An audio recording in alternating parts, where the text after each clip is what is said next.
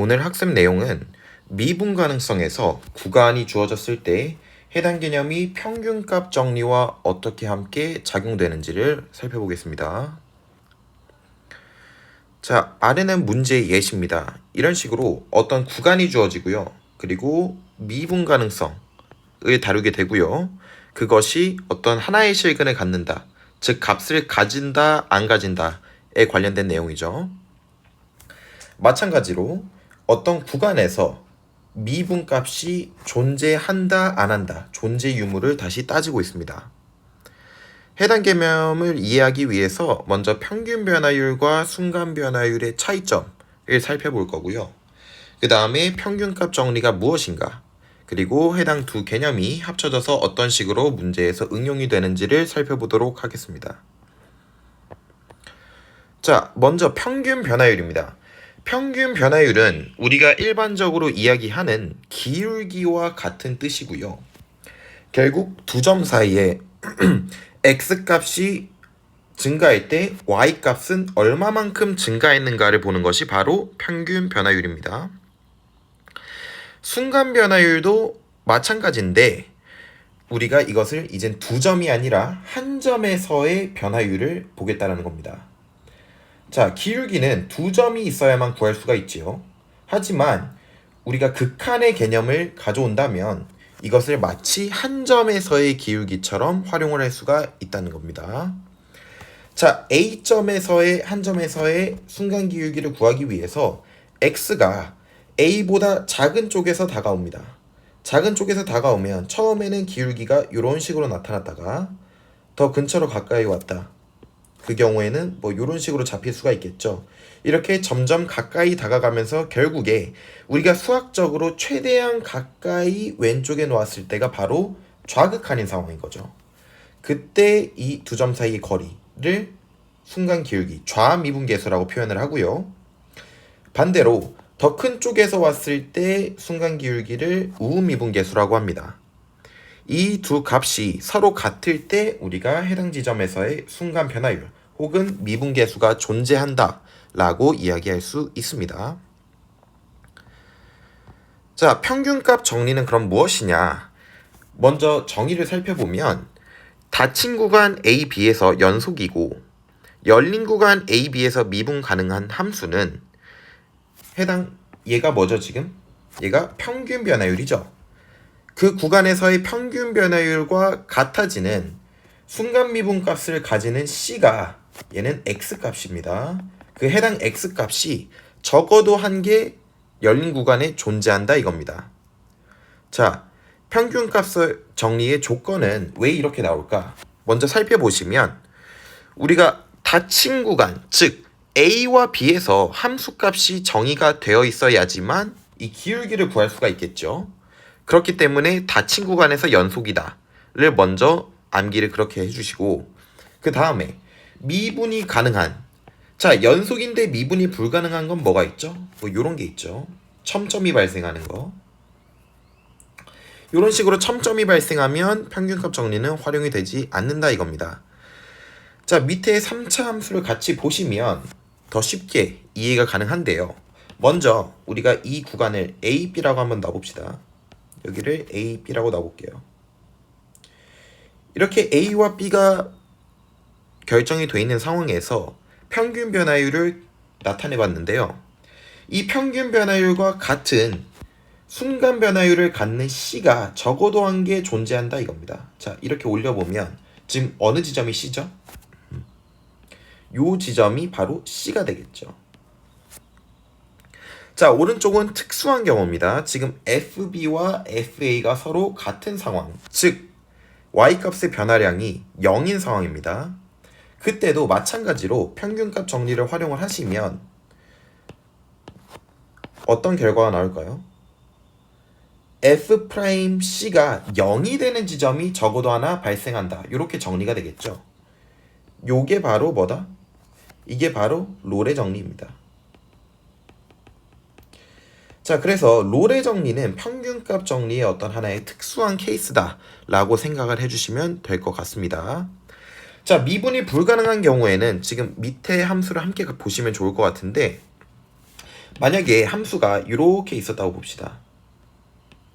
그러면 지금 A, B에서 평균 변화율과 순간 변화율이 같아지는 상황이 존재하지 않겠죠.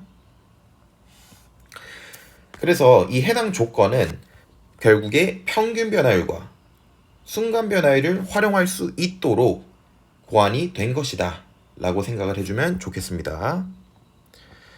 자, 그래서 이 개념들이 합쳐져서 문제에서 어떤 식으로 등장을 하게 되느냐. 첫 번째, 일단 이 평균값 정리 조건을 만족한다는 가정하에 해당 구간에서 어떤 기울기의 범위를 해석합니다.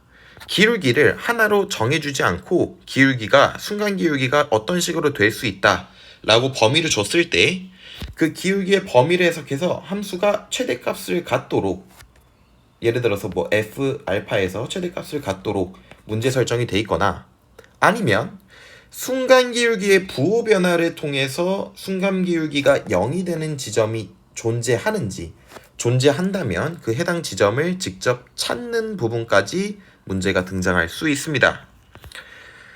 자, 2번에 관련된 설명이 바로 옆에 있는데요.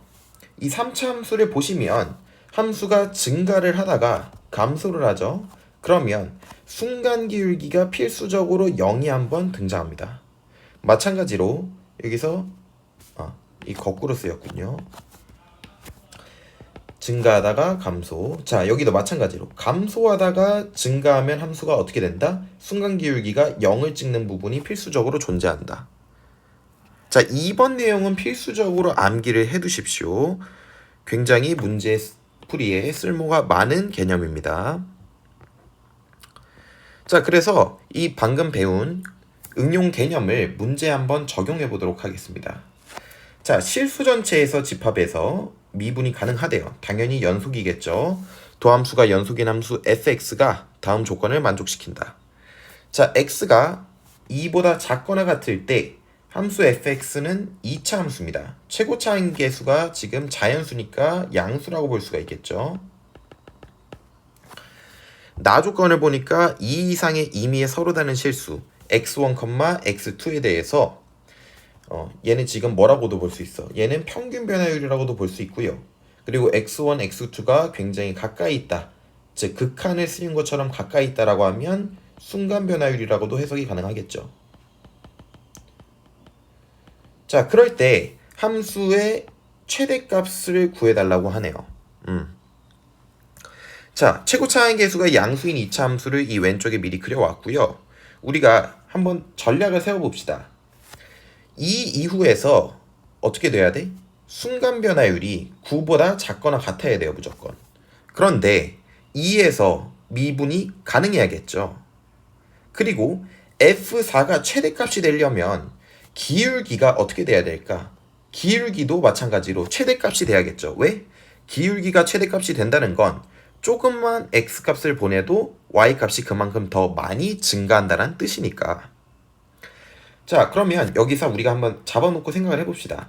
여기가 우리가 x는 2라고 한번 가정을 해볼게요.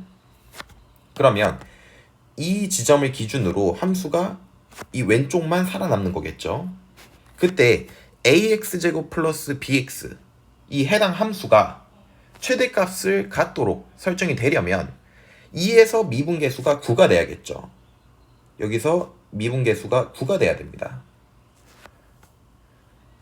자, 그러면 fx가 지금 ax제곱 플러스 bx, 그럼 f'x는 미분해 주시면 2ax 플러스 b가 되겠죠. 자, 얘가 뭐가 돼야 된다? 9가 돼야 된다. 그러면 2ax 플러스 bx에서 어떤 식으로 잡을 수가 있을까요? 지금 2에서 돼야 되는 거니까 f'2 대입해 주시면 4a 플러스 b가 9다. 자, 그럼 a, b를 우리가 구해놓을 수가 있는데 a가 뭐가 될 수도 있죠. 1, b가 5 이런 식으로 될 수도 있고요. 자연수니까 2, 1 이렇게 두 가지 경우의 수가 나오겠네요. 자, 먼저 1,5를 대입해보면 x제곱 플러스 5x가 되겠죠. 함수 fx가. 자, 이 경우에 2를 한번 대입을 해보시면 14가 나오겠네요. 자, 이번에 2,1을 한번 a, b에 대입을 해보시면 2x제곱 플러스 x. 자, fx에 2를 다시 한번 대입을 해주시면 10이 되겠네요. 자, 둘 중에 그럼 어떤 걸 선택해야 될까? 당연히 요걸 선택해야겠죠. 왜?